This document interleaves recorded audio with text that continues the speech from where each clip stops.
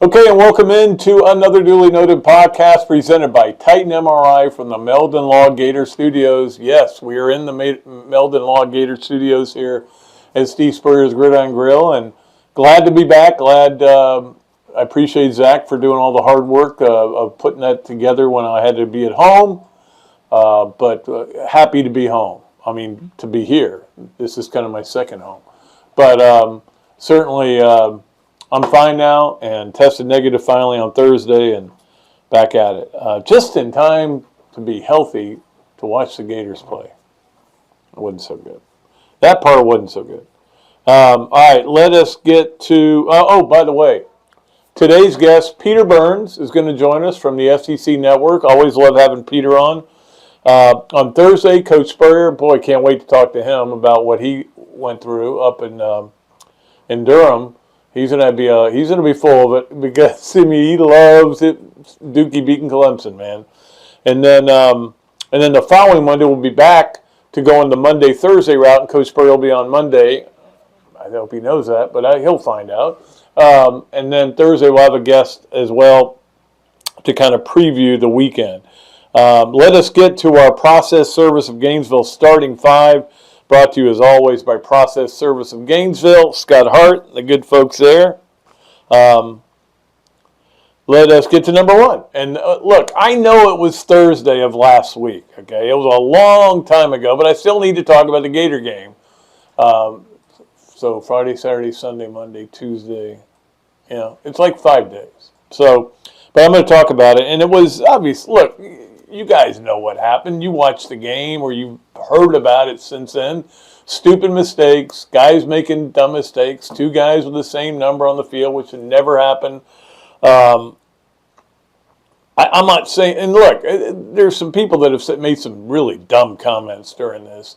Like why does Florida have duplicate numbers? Well, I looked it up. Georgia has 37 duplicate numbers on their roster, okay? Everybody's got duplicate numbers. This is not unusual to have duplicate numbers. It's unusual to have them on the field at the same time. I've seen that penalty happen maybe 4 times in my life, but I have seen it. It's not like the first time I've seen it. But the problem is you're sitting there and you wanted everything to be better. You didn't necessarily think it had to be great.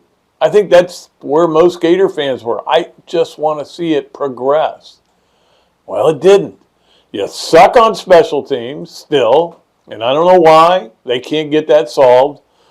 You had dumb penalties that mostly false starts and illegal formations that killed you.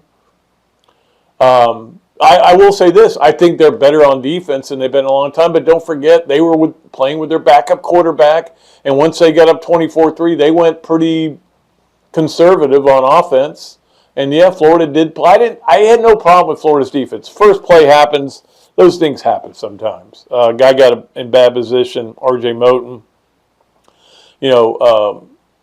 Marshall got beat, and those things do happen.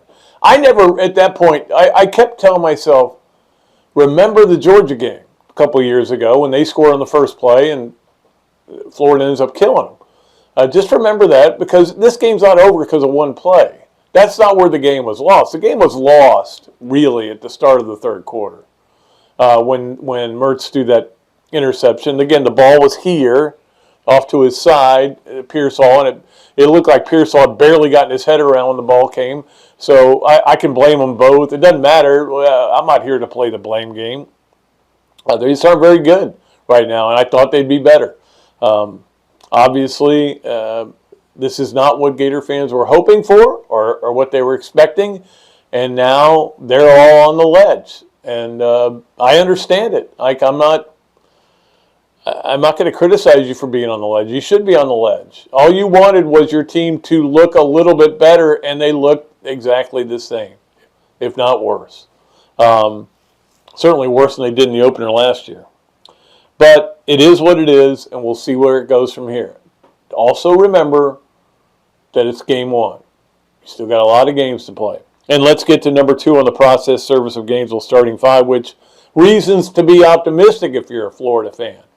One of them, and actually we're going to play the Campus USA play of the game during this segment, but one of them was because their defense did play better.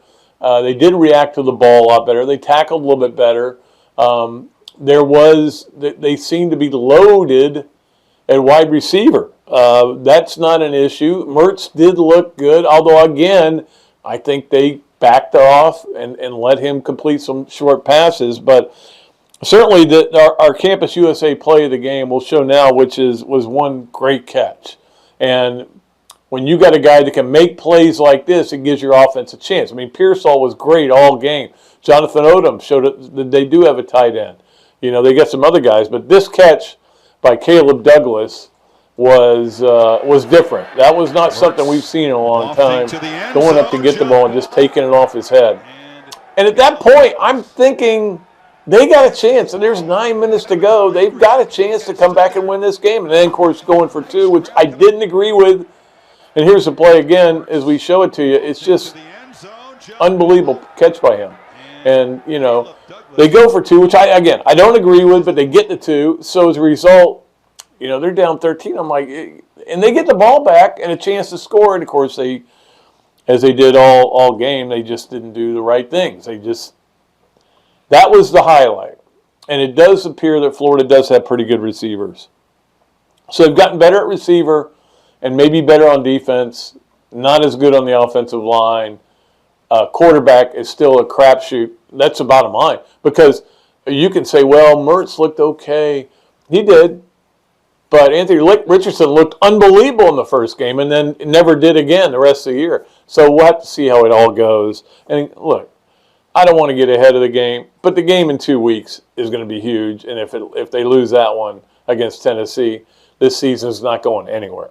We all know that. They're going to have to figure out. And that's why you had a chance to steal this game on the road, because their quarterback's out, their tight end's out, their best receiver. You had a chance to steal on the road, and instead you did the opposite. You found a way to lose it, and that's not a good sign. Let's get to number 3, which was Florida State destroying LSU on Sunday night. I didn't watch the fourth quarter. I watched into the third quarter, and it was pretty clear LSU didn't show up, and I have no idea. And again, we're talking about Florida. Nobody thought Florida was going to be any good. And then they weren't, and everybody's mad. LSU, everybody thought was going to be stupendous. And then they weren't, and everybody's mad there too, but they're the same level of mad. No, you can't have it that way. You shouldn't be as mad as Florida as those fans are at themselves, LSU fans. And the big question I think a lot of us have is, how good is FSU? Think about how good their weekend was. Let's see. Thursday, our arch rival over in Gainesville got destroyed by Utah, a team playing without a starting quarterback. Then we went out and beat the living crap out of LSU. And then the next day, Clemson, the team that everybody says still the class of the conference, loses to Duke. Yeah, it was a pretty good weekend. You know, if Miami could have just found a way to lose, it would have been a perfect weekend for FSU fans. And hey, you did what you did. They were really good. They utilized the transfer portal very well. They've got a good team. They got a great quarterback. I do think LSU just had some first half issues that killed them, especially getting down there with so many chances to score and not being able to score. I think they could have gotten ahead well ahead at the half and maybe made FSU, you know, that's what you want to do in a game like that. You want to make them doubt themselves. But that didn't happen. They stopped them, and then FSU just hammered them in the second half. Maybe FSU is that good. If I was doing the AP poll, I would put them number 2 in the country right now. That's where I'd put them. I mean, who's got a better win than them? I mean, that's the best win, so I would put them number 2 in the country. And I hate saying that. Number 4 on the process service of Gainesville starting 5. That was not a good game. The FSU-LSU game was not a good game. We didn't get a lot of good games all weekend. It was pretty dull. I think the NFL or the college football, once we get all this realignment solved, needs to go to an NFL-type schedule. You want parity. You want teams to not be dynastic the way Georgia is now, the way Alabama's been. You want that to happen? Go to an NFL-type schedule. In other words, the better your team is, the tougher your schedule is going to be. Instead of the opposite, which is Georgia this year, which has been other teams in the past, as we all know. I think you can say, well, we have to schedule way ahead. No, you don't. We scheduled an entire COVID year, an entire COVID season. Like 2 months before, or a month before the season started. They scheduled. It's possible to do. It's just like the NFL. That reveal is a huge deal, even though you already know who they're set to play, where they're going to play, when they're going to play. It's a show unto itself. Anyway, that's what I think they should do. There were some upsets, but it was not an exciting weekend. I will say that. Which gets us to number 5 was. That is one thing we did miss. We missed a lot of chaos. We had some, although I will say this, Colorado beating TCU, while it was a big upset point spread-wise, it wasn't that surprising. Colorado's got some really good players, and they've killed it on the portal. That's all they've done is do the portal. They have almost no guys back from last year's team. They basically redid their team. And don't forget, TCU, this was every game for them last year. Every game they'd get behind, they'd come back, and they'd take a lead, and they'd hold on, or they'd score late and win. This year they didn't do it the first game. It's not like TCU was this big drop-off from last year's national runner-up. It's the same team. They don't have Max Duggan, but it's still pretty much the same team. They can move the ball. They can score. But every game's going to come down the last couple of possessions, and this time Colorado got it done. You got to give them credit. And if you're tired of listening to people talk about Prime, it's not going to end. So you had that. You had Texas State beating Baylor. I watched a little bit of that game, but there really wasn't a lot of chaos until Monday night, and Duke beats Clemson 28-7. Clemson has 4 possessions in the red zone, can't score, keeps fumbling, keeps screwing up. Unbelievable. And that's a question I'm going to have for Peter when we get him on here. Because Peter, as you know, is an LSU guy. He didn't go to LSU, but he's a big LSU fan. He's from that area of the country. So I want to get his thoughts on who feels worse. Gator fans, LSU fans, or Clemson fans right now. 2 Tigers and a Gator. None of them feel very good right now, but I'll ask him that when we come back. All right, so that's going to do it for our Process Service of Gainesville Starting 5. We appreciate them for being a sponsor. We have a lot to get to, including Yes, No, Where, Maybe, brought to you by Big Mills Cheesesteaks. Peter will play that with us. We have the Leonardos and Millhopper Quick Picks. We have Adam's Ribco to go Gator of the Week. Can you guess that one? Maybe you can't. I don't know. We have Hesser and Kipke. 3 things. The Swamp Games of the Weekend, Pat Dooley Storytime, and the Gainesville Club Great Picks. We got a lot to get to. But first, we're going to talk to Peter Burns here on another Dooley Noted podcast presented by Titan MRI from the Meldon Law Gator Studios. Things have certainly got a little out of hand lately when it comes to just buying our everyday necessities. Just look at gas, streaming services, and heck, even chicken wings. Well, there is one necessity that shouldn't cost a ton: taking care of yourself and helping fix all the aches and pains in life, and the fine folks at Titan MRI agree. With costs a fraction of what you'd pay at a hospital, you'll not only save money, you'll be taken care of by staff with over 20 years experience. So when you need an MRI, call Titan first, and you can go where your doctors send their families. Now offering CAT scans. Another duly noted podcast comes to you from the Coach's Podcast Room at Spurrier's Gridiron Grill and Celebration Point. You can watch and listen to us on Facebook and YouTube for every podcast that we do on Mondays and Fridays at 2 o'clock.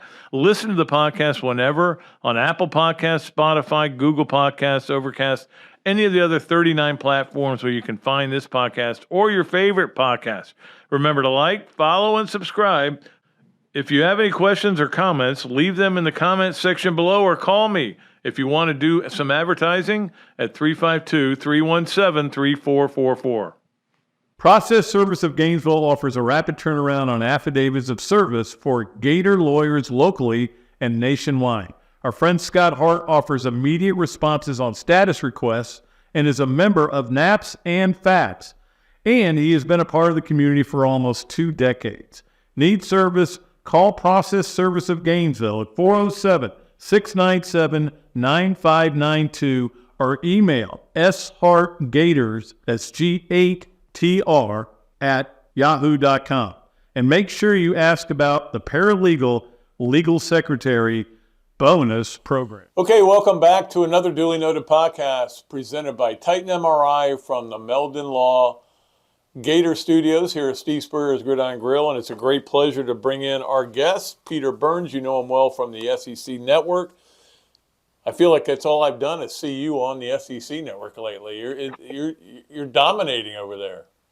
I don't know about dominating, but I'm there all the time, so it's fun as hell. And even when I got to sit next to Chris Doring, and he's wallowing in the bad loss to Utah on Thursday night, and when he's helping me wallow in my pity after watching LSU get destroyed by Florida State in that second half on Sunday. So we were like therapy for each other, like giving each other hugs in the studio on Monday morning. Yeah, I was going to ask you if you had any bets with any FSU fans to wear something.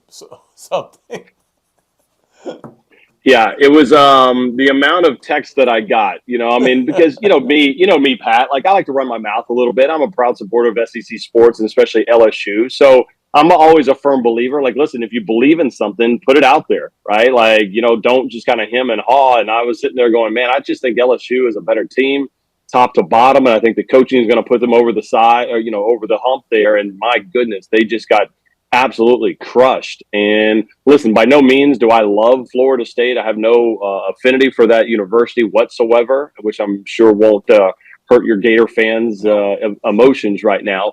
But I looked at that team and I started revisiting, like, am I really upset about it? And I was more upset at the first half when LSU didn't play well versus the second half. Like the second half, they looked every bit of a national championship team. And if you get beat by a better team, hey man, it is what it is. That's college football. But I think I was more disappointed in the first half, both for probably LSU and Florida after watching their first game.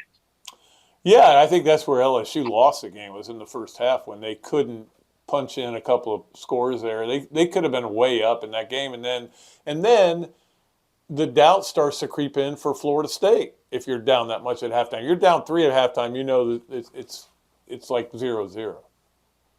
Yeah, and again, I looked at it, and what's funny enough, and the last thing on this LSU thing is, I looked at it and I go, man, I'm so despondent, I'm so disappointed in it, but I look at it and I go, with the team that I saw on Sunday night, LSU 2023, if they were playing LSU 2022, who would win that game?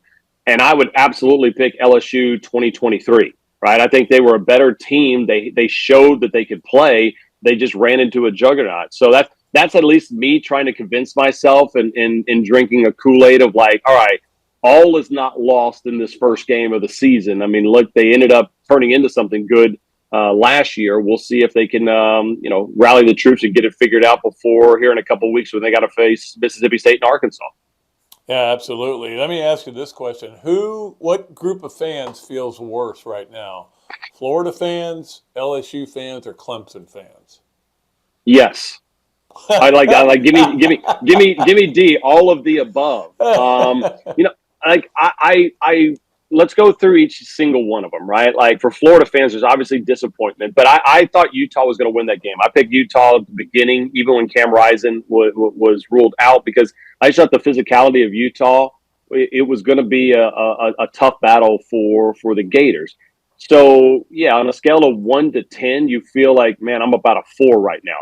For LSU, I think it's more like around a 6. Like they're disappointed in that second half, but they went toe to toe, I think, in that first half of this and shot themselves in the foot with as good of a team in the country. So you can build upon that. For Clemson, I think it's like a 1 right now. Like this was Duke. This was supposed to be an opener. This was like Tennessee playing Virginia. Like you just get by it and you move on. But I think now you start thinking about it with Clemson going, all right, if Dabo's not going to dip into the transfer portal, is this kind of the future? Like, did Clemson have its run right now and everybody else is going elsewhere? So I would rank them with LSU, Florida, and then down here Clemson fans this morning. That's funny because there's been this talk that when Saban leaves, Dabo would be the likely guy to come in there, played at Alabama, and I think Alabama fans are going, "Now we're good. We're good. If this guy's not gonna evolve, then we don't want him around." Our coach did evolve. Our coach went and hired Lane Kiffin. He did understand that the game was changing, but Dabo, that was just you're trying to explain how that could happen, and the only way it could happen is if you don't go to the portal and you don't supplement your roster. Yeah, no different than Saban saying, no, the hell with it. I'm not going to hire Kiffin or Loxley or Sark or any of these guys. I'm just going to continue to do the same thing when the game is changing. The greatest of all time was willing to change, so other teams need to do it as well too. So, I think success is cyclical, right? We've seen Gators have their runs, and then the doldrums, and then another run, and then some doldrums right now. But at the end of the day, at least you're a blue blood that has that opportunity to build it back, right? Like I saw LSU where they were terrible at some points, and they could build it back. And I think the same thing's going to happen with Florida. The problem is this schedule doesn't get any easier this year, and next year, Pat. My goodness, that's a tough schedule that Scott Strickland and Billy Napier have put in front of them, and they're going to have to show some returns pretty early. Yeah, we'll see. They're going to have to move one of those games to another year because they have Miami, UCF, and FSU, which especially if they, it's going to be tough. Yeah, it's going to be tough. And then you got the 8 SEC games, which puts you at 11 Power 5 teams, which may be a little bit much. But, I'm a big believer. I just talked about this. I think the SEC ought to go to an NFL schedule and have the best teams play the best schedule and the worst teams play the easiest schedule because instead we saw, and this was what was funny, there's this graphic, SEC, 10 teams scored in the 30s at least, most in the history of the program. Yeah, but the only 3 games that mattered, you lost them all and got beaten in all of them pretty badly. Florida, Utah, FSU, LSU, and South Carolina, which I thought South Carolina would win that game, but North Carolina just handled them. Yeah, I was on the opposite side of it. I knew in talking to some people in South Carolina that I was wondered about their offensive and defensive lines, even hearing it from them, saying that we had a lot of young guys step up.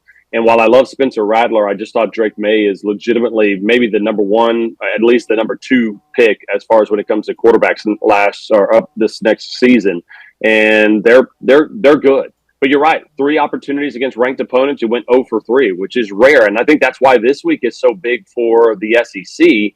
Listen, not that the legacy or not what they've done over the last, 20 years, right? Since Florida kind of kicked things off back in the day with those championships, that, anyone's going to say, oh, the SEC is done and the dynasty's over.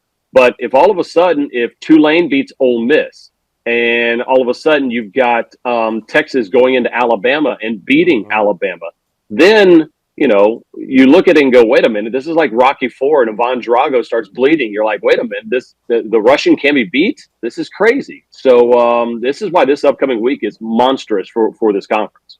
He's cut. He's bleeding. He's cut. I actually watched 1 and 2 the other day. They were both on. So, do they still hold up? Do they still, was it enjoyable? Well, 1 definitely holds up. 2 was a little schmaltzy when it came out, but I did wait until she goes, when? And when she's laying there in the hospital bed. And I got a little emotional. That still gets to me. So 3's good, great, as you know, with Mr. T. And then 4 with Drago. It's great. Then it totally drops off after that. Yeah, 5 with Tommy Morrison wasn't great, and then all of a sudden they spin it off to Creed, which was pretty decent. But Creed is good, I had to go through again yesterday and say I just wanted to be around something that wasn't sports because LSU got their butt whooped so bad. You know how it is. If Florida loses, I couldn't watch Sports Center, right? You get upset. Same thing when LSU loses. So I ended up watching The Godfather yesterday and hadn't watched it in a while. And I was like, all right, I feel a little bit better. Get me 2.5 hours to get the hell away from the putrid effort that our teams gave coming up this weekend. Well, and as you mentioned, the games that are coming up this weekend, and the SEC does kind of need to get it going. Up in Alabama being the team that we all don't know how good they're going to be, and I think a lot of people are still wondering about Jalen Milroe. But look, that Texas team they're playing is a really good team. They got a lot of good players, and they have taken advantage of the portal, and they've taken advantage of NIL. As has Alabama. I think it's going to be a fun game, but there's no doubt the SEC right now is not exactly looking like the dominant conference. Yeah, I mean, listen, Pac-12 looked great. In that first week, a ton of great storylines. Right. Again, they went undefeated. Right? Yeah, undefeated. The first time since 1936, the entire conference, and they didn't have 12 teams back then, but that they they might go undefeated next year. They could go 2-0. 2-0, yeah. Or do they play each other every single? Like, do they just go back and forth? Maybe they don't play each other. What would be hilarious though is if, like, this is when lawyers get involved, right? Because obviously the Pac-12 only have, as of now, only two schools, Oregon State and Washington State. But if I'm not mistaken, if you start going into like the legalese and the contracts of it, both the college football playoff and I think the league charter is like, I think they're able to keep their status for up to 2 years as where they're at in the pecking order, which would be amazing. So like, if you think about that, for whatever reason, what if they're getting their share of the college football playoff and they only got to split it between two teams? Okay. And they only have, and if one of those, at least for the next season, unless they change it, they might sit there and go, hey, we're going to give the top 5 finishers in a conference an auto bid. Well, does the Pac-2 get one of those? I don't know. Lawyers will be involved, to say the least. Well, it's not just that, but I didn't know this until I read this last week, that Washington State and Oregon State are going to get all the Pac-12 money from the units that you get for the basketball tournament now. It all goes to them because they still paying it out to the Pac-12. They're the only ones still around. Yeah, everybody's basically said, "Oh, we're going to go get our money elsewhere," and they're like, "All right, well, we still got money coming in here." Yep. So it's again, it's a consolation prize to say the least. But it's a big weekend for the SEC, and I mean, Doring always talks about this on our show on SEC This Morning, is that there's no bigger jump from week 1 to week 2, and so I kind of wanted to flip that to you and ask, like, if there's one thing that you need to see for the Gators in week 2 and get better at, what is it? I mean, I know it's a lot of things, but like, if you're only allowed to choose one and you're putting all your powers towards that, what is it?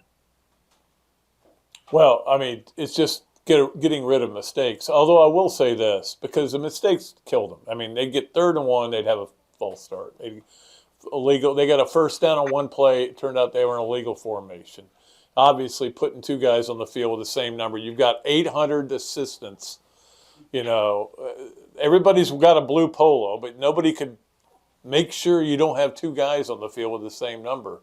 But to me, they have got to eventually somehow become a decent on special teams. And this has been going on forever. This is a 3 or 4 year process where they've just, like, if special teams doesn't hurt you, it's considered a win. I think if either there's 3 parts of the game or there's not. And I think there are 3 parts of the game.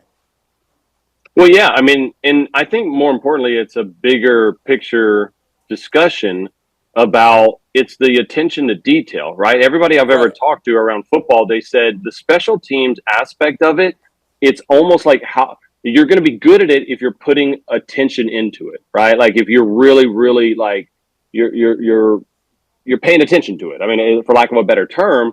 And that's when coaches have always said they know that they struggle with the team, is that those attention to detail things, especially in special teams, don't show up. Because that's the first, the first thing like that you're worried about is, wait a minute, I'm going to worry about offense. I'm going to worry about defense. I'll eventually get to special teams. And he goes, that's when coaches would tell me they knew that they were screwed if special teams was really bad, because that's like, man, we're not spending any time on this because we're so worried about our offense and our defense right now that when it trickles down to special teams, we're like, bro, I don't even have the bandwidth to get to it. And so I think it's a bigger culmination of an issue, but you got to start somewhere, because LSU's dealt with it the same way. LSU was a disaster in the opener last year against FSU. It cost them. It was a disaster at times in their opener against FSU this year, and it's a product of not having everybody on the same page.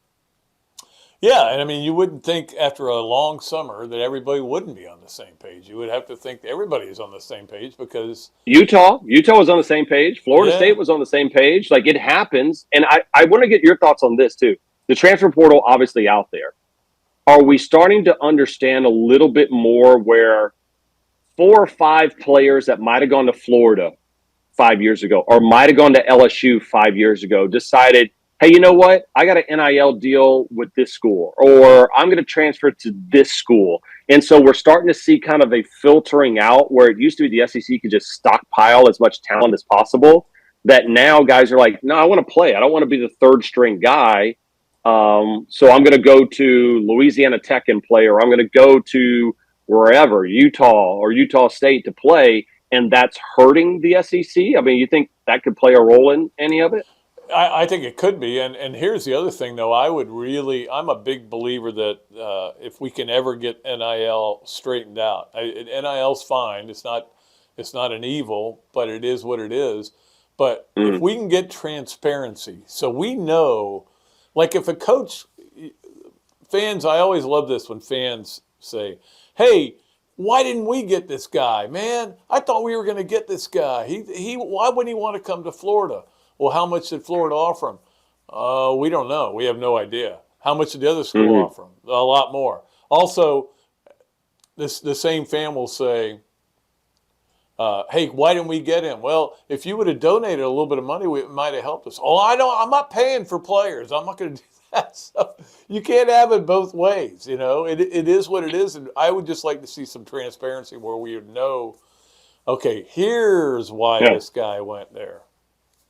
And I'm with you, and then I try to look at the other side of it, and then there's probably 30 years of coaches around the country looking at the SEC go, hey, well, where was the transparency if all of a sudden there was some money given to an SEC player? I'd love to know that transparency. So again, I don't know. And Booger McFarland and I were talking about this earlier today, just via text message, of like, how do you truly give the athletes a better say? Like, and bring them to the table. And I thought really that my answer to him is the only way I think you do that is eventually you allow the players to form some type of union or players association to where it's like, hey, listen, we're all collectively getting together. We're going to decide on what rules are there.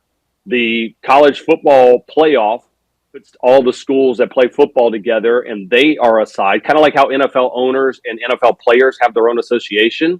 Maybe that's where we need to have in college football. Like, I think the college football playoff should take ownership of the entire sport. I don't think the NCAA is the right organization to take advantage of it. I think the college football playoff already, Pat, decides the playoff structure, and they crown the champion. So don't just handle the offseason or postseason, handle the entire shooting match, right? Handle everything. Saying, hey, if you're going to play in the college football playoff bowl division, okay, you need to do this, this, and this. The players have their own association. We're going to have 64 teams, regardless of what conference you're at. It doesn't matter, that you can work that out. These are the rules that everybody plays by. And that's probably the best way to handle it going forward. And it feels like it's headed down that path right now. Yeah, I don't doubt that. It is time for us to play Yes, No, or Maybe with Peter Burns. It is brought to you, as always, by Big Mills Cheesesteaks. Street dining done the right way. If you go in there and say you listen to another Dooley Noted podcast, free fries with your order at Big Mills Cheesesteak. We appreciate them. Number one for you, Peter. Yes, no way, or maybe LSU is in trouble. No. Again, while disappointing, it was a bad half of football. And so I looked at what happened last year, and they were able to still make it to Atlanta despite looking even worse. So I'm going to say no. It's troubling, but in trouble, no, they'll still be pretty good. Yeah, and like you said, I mean, last year after they lost that game, we thought, and they didn't look good when they were coming to Gainesville. And that, again, like it seems to do a lot, seem to get them going. By the way, I will. The best way to answer that is, will you still have your bet with Chris Doering this year? And the answer is absolutely 1,000% yes. So that's the best way to answer that one. I can't blame you for that. I've got some ideas on that too that I may throw at you. Number 2 on Yes Nowhere, maybe every SEC school this weekend should wear a Jimmy Buffett decal on their helmets. Yes, why not? I mean, like I said, I think honestly, the first thought I had was when I saw the passing of the legend, right? I mean, just Jimmy Buffett's been a soundtrack of so many people's lives, especially down in Florida, especially in Louisiana and all that stuff, is the fact I'm like, if you believe in a higher power and you believe that there's heaven, at some point you saw Mike Leach at the pearly gates waiting for Jimmy Buffett. It'd be like, well, the hell, what took you so long? We got some football to watch here. So, yeah, I'd be down for that for sure. Yeah, it's not fair. It's not fair that they took Mike Leach and Jimmy Buffett within the same calendar year or the same year. That's just not – I don't like that in any way, shape, or form. And finally, number 3, football season is killing your golf game. Maybe. And the only reason why I can't say yes or no is because I haven't been out there. Like normally I try to play on Tuesdays, and we've just been so busy, and there's so many storylines that are going on right now. So, and it's still hot as hell. You know how it is, Pat, man. Like, man, it's gotten to the point, and maybe I'm getting soft to my old age, is the fact of like, unless I can get like the earliest tee time out anymore, I'm like, I will wait until it gets a little bit cooler. So I'm going to say maybe because I don't know. I'm going to guess that it is killing my golf game, but we'll see. I used to be the guy who would go play at 1 o'clock just because nobody else would be out there. I had the course to myself, but now I go out there and I go, maybe it's time to get into that bar and have a couple of cold beers. Yeah, it's ridiculously hot, but I tell you who else is hot. You're hot because you do a great job on SEC Network, and we love watching you, and we appreciate you taking time to come on the show again. Always great talking to you, Peter, and good luck with everything. And by the way, I'm going to have you on my show here in a couple of weeks because I want you to start developing some good ideas for this LSU Florida bet that is just taken. I mean, we even brought it to the College World Series this year, which was awesome. And Doering was such a good sport wearing the LSU gear to media days this year. So, yeah, any people that listen to the Another Duly Noted podcast, hit me up on social media at Peter Burns ESPN with your suggestions. And Pat, I'll let you. I might let you pick this year. You know, you being the kind of the governor of all Florida sports. So I can do that, and believe me, I'll make it as embarrassing as I can for Chris. You know, every time I say that, every time that I like in years past, there's been a bunch of times where LSU was a pretty big underdog, and I'm like, I purchased all the stuff fully well knowing I was going to be the one wearing it. So I'm never going to get too cocky in that thing because as soon as I think LSU's got it in the bag, that's going to be the time that it's going to flip for the Gators for sure. Peter, always a pleasure, man. Appreciate you coming on. See you, buddy. All right, Peter Burns joining us from the SEC Network on Another Duly Noted podcast. And, of course, we did Yes or No Way, or maybe with him he also joined us on the Big Mills Cheesesteak Zoom line. We'll be back with more of the show on Another Duly Noted podcast presented by Titan MRI from the Meldon Law Gator Studios. Gator fans, football season is here. What's better than seeing the Gators back on the field? Easy. Seeing amazing speakers and fellow Gator fans weekly at the Gainesville Quarterback Club. Held every Tuesday night of a home game at the Best Western Gateway Grand. Enjoy happy hour, great food, valuable insights from yours truly and Andy Staples, plus notable speakers throughout the season. As the oldest Gator booster club in the world, Gainesville Quarterback Club gives you access to elite speakers like coaches, NCAA football insiders, Gator greats, and more. Share your passion for Gator football with hundreds of other members at weekly in-season meetings, home tailgates, and special events throughout the year. Join the Gainesville Quarterback Club today. Email the club at membership at quarterbackclub.org or visit the quarterbackclub.org, or better yet, just give me a call and I'll get you to the right people. Great food, great atmosphere, a diverse menu, everything made from scratch, plenty of space, and locally owned. These are all the characteristics of a great restaurant, and you can find each and every one of them right here in Gainesville at Ballyhoo Grill. Ballyhoo Grill prepares all of their food fresh every day, from their salad dressing to their award-winning soups. Bring your family and enjoy dinner under the Tim Trebo Tiki Hut while listening to live music. Or if you're running low on time to eat out, they also deliver through Uber Eats, Bite Squad, and Postmates. A Gainesville staple that's been open for over 30 years. Check out Ballyhoo Grill on Facebook or at ballyhoogrill.com. Attention all Gator fans, Meldon Law is giving away a chance to experience the Florida-Georgia game like never before. 2-night stay at the Hilton on the River, dinner at Ruth Chris Steakhouse, 2 premium tickets to the game, and a football signed by Coach Billy Napier, and much more. Go to the Meldon Law Facebook page and look for the VIP experience for 2. Good luck and go Gators! Okay, and welcome back to another duly noted podcast presented by Titan MRI from the Meldon Law Gator Studios. Great to be back in the studios. I did mention Jimmy Buffett's passing, which was tragic, obviously, skin cancer, rare form. I did want to mention also Lawson Holland passed away last week. I miss this. Robbie let me know about it. He was such a good guy and just such a fun guy to be around, and of course was a part of Steve Spurrier's first staff and coached with him for a long time. Coached with him in Washington too. Just a terrific guy. Sad to see him passing away at age 70, very young. But anyway, I just wanted to mention both of those deaths. Let's get to our Leonardo's at Millhopper quick picks. And the game today is pretty simple. Kansas City, Detroit. Kansas City given 6.5 points. However, breaking news, Travis Kelce hyperextended his knee, may be out for the game. That may affect your pick. And you may see that spread go down a little bit before Thursday too. But this is the Thursday game. If Kelsey's out, that certainly is a factor. They're already, somebody else is hurt. I'm trying to remember who, but at any rate, we'll see how that all works out. But that's our Leonardo's at Millhopper quick pick. Kansas City giving 6.5 against Detroit. Let's get to our Hesser and Kipke 3 things. And of course, Hesser and Kipke is a Gainesville law firm specializing in the areas of workers' compensation and family law.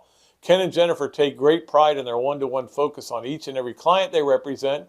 Ken is board certified in workers' compensation law by the Florida Bar, while Jennifer possesses extensive jury trial experience with a nearly 20-year background as a prosecutor. Don't believe me? Check out their 5-star Google reviews or set an appointment at hklawfl.com. Better yet, give them a call, 352-339-9920. Hesser and Kipke. Let's get to 3 things. Number 1, volleyball with a big win. And I said if they won that game against Minnesota, who was number 5 in the country, Florida should be number 1. But they're not. They're number 3. Number 1 is still Wisconsin. Number 2 is Louisville.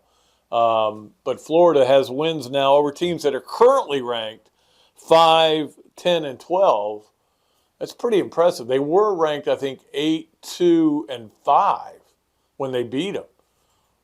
I mean, I don't know who's had a better year so far. Now, I'm not saying Florida's got the best team, but they're fun to watch, man. They really are good. So congratulations to Mary Wise, who's got a really good team. It's fun to watch them.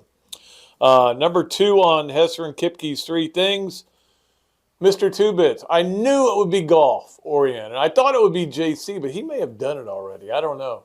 But anyway, it's Fred Biondi. Of course, Fred Biondi is the national champ in golf, won the individual crown, and of course won the team crown as well. Something that Nick Gillum did back in 2001, I think it was. In fact, those two and I think Bob Murphy are the only ones who won the individual crown. So congratulations to Fred Biondi. That'll be fun to have him doing Mr. Two Bits, and the crowd should go nuts for him because of what he's been able to do. Let's get to number 3 on Hesser and Kipke's 3 things. And I'm not saying I'm going to do this every week or every show, but I'm going to do it a lot. And that is to give you updates on the wild card, because the wild card race is so interesting right now. And the reason it's interesting is because there is a wild card, which is why I still think going away from divisions is stupid for the SEC or any other conferences. But right now, Toronto's got a half game lead, it's a half game out, and then the Red Sox are 4.5 out, so they both still have a great chance. In the National League, though, Philadelphia it looks like they're in command. Chicago's got a chance. They're in right now. Arizona's got a chance. Cincinnati, the Marlins, San Francisco, all within a game of getting into that thing. So getting into the wild card. So that is interesting. We have 26 games to go. And baseball season seems like it's endless, but it's close to being at the end. 26 games to go, and we'll see how they do. It's going to be a lot of fun. It's going to make things even more interesting. Think about that. We've got great baseball playoffs coming up.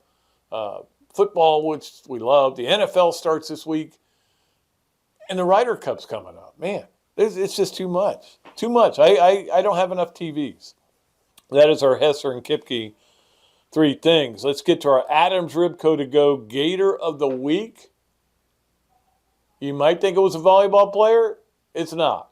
It's a tennis player, and it's Ben Shelton, who made it all the way and still is playing, and we'll give you his time a little bit later. But Ben Shelton all the way to the quarterfinals right now of the U.S. Open. He's having a heck of a summer, man. He is playing his tail off, and certainly it keeps showing his dad, of course, who was the coach at Florida until he started following him, and there was a little gator chomping going on there too. That was cool. So Ben Shelton is our Adams Ribco to Go Gator of the weekend. Let us get to our Swamp Games of the week, and we're going to be out there Friday. Don't forget to come out and see us at the Swamp. We're going to be doing a radio show out there every Friday for home games, so that'll be kind of cool. And, of course, you can get those Saturday sangrias are hard to beat. When you go out there, watch games, it's a little warm, you think, let me just get some sangrias, 2 for 1. There's a lot of great specials that they have there. I'm looking forward to getting out there Friday as well to the Swamp Restaurant. Our games of the week, and again, we're going to give you the weekend games on Thursday when we do the games of the weekend. These are the games of the week. Murray State at Louisville, 7:30. Why am I giving you this game on a Thursday night? Because it's written down here for me to say. It's on the ACC network. Like you're going to watch that instead of the NFL game. The NFL game, of course, we just gave you Detroit, Kansas City. That game is at 8:20. Toe meets leather on NBC. Volleyball does have a game Thursday that is on the Plus against Sacramento State. They're hosting their own tournament. They're playing Sacramento State. I know you're not going to watch that on the Plus, okay? But this team deserves your fandom. And then, we also have the other game at 8:30 on ESPN2. What does that even say? Oh, that's what it is. Ben Shelton is playing tonight at 8:30 on ESPN2. Eventually, I figured out what that word was. Ben Shelton is playing in the quarterfinals. I will be watching that 8:30 tonight on ESPN2. Enjoy that. That is our Swamp Games of the weekend. Let's get to our Gainesville Quarterback Club. Great picks, which I do every week. Try to pick 4 games, and sometimes only pick a couple. But right now I'm 4-4. So without the VIG, I'm breaking even so far. I went 2-2. Golly, if Clemson just doesn't lay an egg, I would have had a winning record, but I don't. So we're going to pick 2 games here coming up on the weekend. And again, we'll pick more games on Thursday's show. We'll pick all the Saturday games as well. But right now, these are the games that we're going to give you. Oh, by the way, you know what I did because we have the Gainesville Quarterback Club, they have a picks contest every week. I went 15-5 this week. Now, there were a lot of easy picks, okay? But I still went 15-5. I take some credit for that. All right, Kansas City, Detroit, we mentioned 6.5 is the spread, Kansas City. I'm going to take the Chiefs. Even with Kelsey out, I still think Mahomes will find a way to win that game by 7. So that would be more than 6.5. And then Friday, we have the college game. Kansas, Illinois is a pretty good game. Kansas is a 3-point favorite. Illinois, man, they were lucky to win their game. They looked like they were going to lose that game, but they found a way to win. I'm taking Kansas. I'm going to take the Jayhawks. I'm still riding last year's momentum. So those are my 2 picks on the Gainesville Quarterback Club. Great picks. Tonight, Savannah Bailey is the speaker who's in charge of Gator Made, and I can't wait to hear what she's got to say at the Quarterback Club. And if you guys want to become a member, it's a great club with great speakers and great guests. It's a lot of fun. You need to be a part of it. Let's get to Pat Dooley's story time. We're running a little bit out of time, but I'll go ahead and give you this one quick. And Pat Dooley's story time is always brought to you by Eastlake Pediatrics, our good friends down there. And I decided, because I started to do my worst trip ever, and then I went, oh no, that wasn't my worst trip ever. I had this one all picked out, but no, this was my worst trip ever. I was in East Rutherford covering for some reason, a Jets somebody game. I don't even know who they were playing. It was an early game, though. It was a 1 o'clock game, but they had breakfast in the press box. Like a fool, I ate bacon in a press box. Not a good move. Get to the Newark airport. This is back when they had People's Express, and I could feel it coming.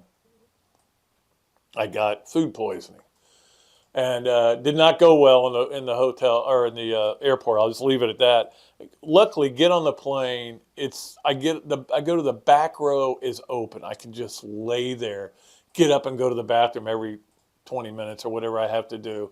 It's just miserable. Finally land, get back to the Jacksonville airport, walk outside. It is pouring. And if you know the Jacksonville airport, there's not a covering over much of the parking lot. It's just pouring, too. So I walk to my car. I get to my car. I'm drenched. At least it's washed the vomit out of my shorts and everything.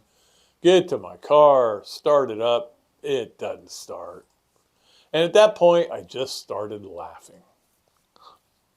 And it didn't get better, but luckily my brother came out and saved me, I think. At the airport. That was my worst trip ever. I was going to give a Starkville trip, and maybe I'll do this some other time. That was another really bad one. But this was my worst trip ever. Sorry to bring you down to finish up the show, but anyway, that's going to do it for our show. Thanks again to Peter Burns for being here. Coach Spurrier going to join us on Thursday. Look forward to that. And then we're back to our regular schedule, Mondays and Thursdays, which is what the fans wanted. They told me they wanted it, and that's what we're going to do. So we'll be doing that, and then we'll keep it going. Let's go. It's football season, man. Don't let one game ruin it for you. Football season is the best time of year. Thanks to Zach for doing a great job producing. I am Pat Dooley, and I am deep way back, and I am out of here. And there we have it.